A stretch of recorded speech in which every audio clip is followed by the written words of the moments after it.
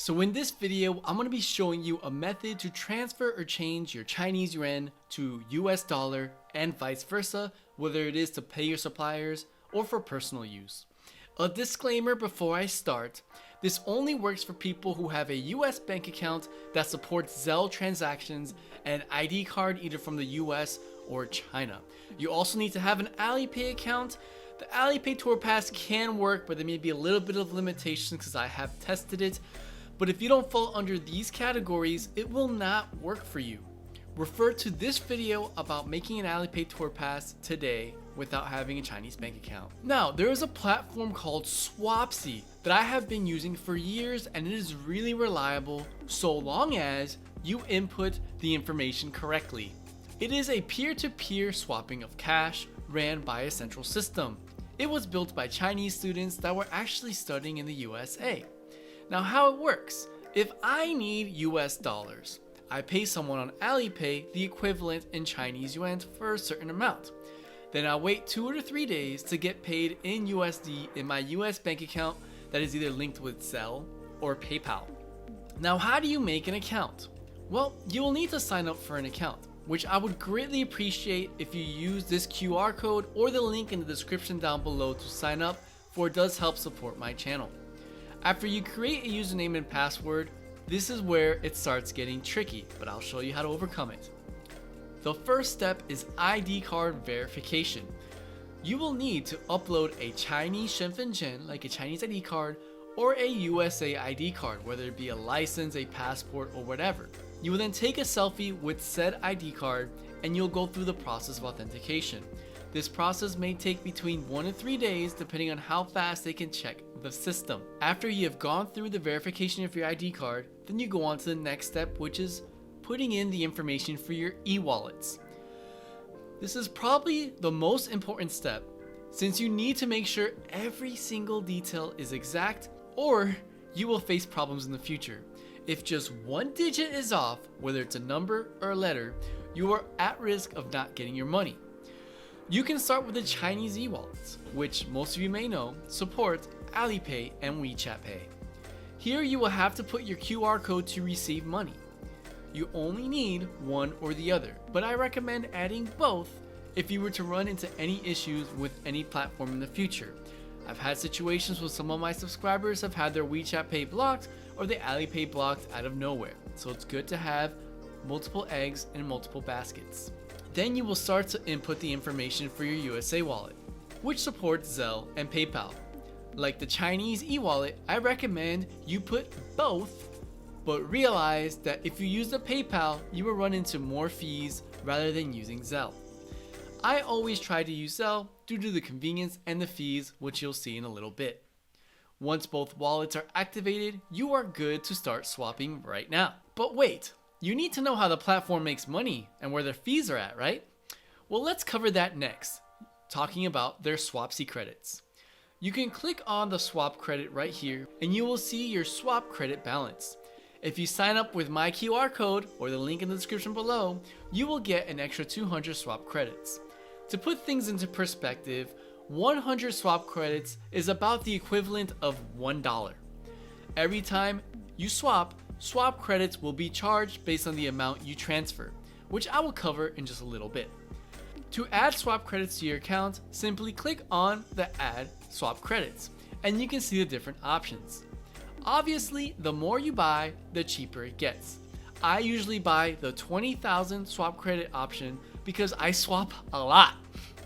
Oh, and you can pay with your credit card, Alipay, or WeChat Pay. It's pretty flexible. So now let's get started of actually doing the swap and covering some of the fees that you can expect to encounter. So you click on swap and you will get two options: to change from USD to Chinese yuan or vice versa. Unfortunately, no other currencies are currently supported. For this example, I will be changing around 200 USD to RMB, so I will type in 200 and select to update. You will see different options on how you want to send your funds and receive your funds. On the left, you can see Zelle, and on the right, you can see PayPal. If I wanted to change RMB to USD, I will get similar options to send money, but either with WeChat or Alipay. Note that there are limits for how much each swap can be. I think it is around 12,000 RMB per transaction, but if you want to increase that limit, you can simply contact their customer service on WeChat by using this QR code to add them, or via email at support@swapsie.us. So you may have noticed that the options I received are not exactly $200. That is because this is based on market demand. If someone is in need of a value close to $200, Swapsy will give you options to choose from that are close to that number that other people are in need of. But what if I want to swap exactly $200? No worries, you can scroll all the way down and click on the Start Your Own Swap of $200 to get that exact amount. But realize that this will increase your Swapsy fee most likely by 0.05%. Talking about Swapsy fees, let's go into a little bit more detail in this example on exactly how much you'll be charged. So after I pick an option, the fees will be broken down on the screen. It will show the amount of USD you will be sending and the amount of Chinese yuan you will receive. Note that this amount is real-time exchange rates. You can only get charged with a Swapsy credit. Unlike your bank or any other forms of exchanging currencies, they do not charge an exchange rate fee. You can see the calculation of the Swapsy credit. On this screen, it shows a fee of 171 Swapsy credits, which is about $1.7. The more you swap, obviously the higher the fee. But for $212, paying $1.7 is not bad at all. It's about 0.8% in which no banks can compete, and no third parties that I currently know of can even come close to competing with. You click on continue if everything looks good, and then you select which Chinese wallet you want to receive the money in. I usually choose Alipay since it gives me less problems, but WeChat Pay is also available. Again, please make sure that all your e-wallets are correct and that the QR code to receive the cash is accurate, because if not, you will run into problems.